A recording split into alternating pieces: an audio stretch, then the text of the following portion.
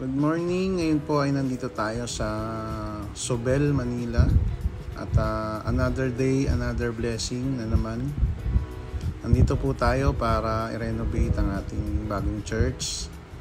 Yan po, ngayon po ay inaayos muna namin ang mga wall, minamasilya para takpan ng mga butas at mga crack ng wall para naman po malinis tignan bago natin pinturahan ang ating wall.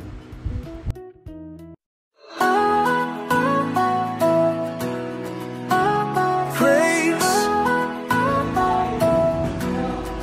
we lift our hearts in holy praise to you, O Lord.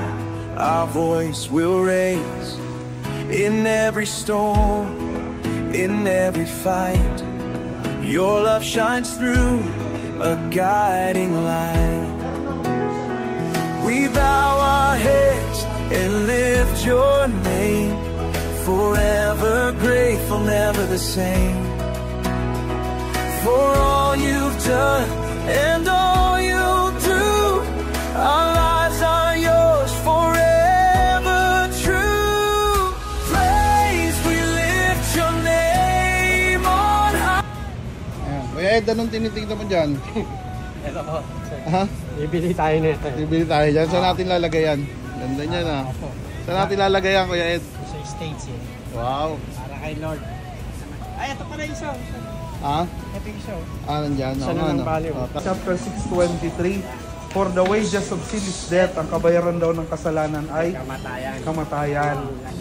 So, impyerno po ang tinutukoy dyan. Pero kung mananampalataya daw tayo kay Jesus Christ, On the wage of hindi tayo mapapahamak. Your mercy flows, your grace divine, forever we are yours. Ito na, guys, ilalagyan na namin ng WPC ang aming salamin. Kasama ang aking ninong. Yan. Ito po yung, yung laborer. For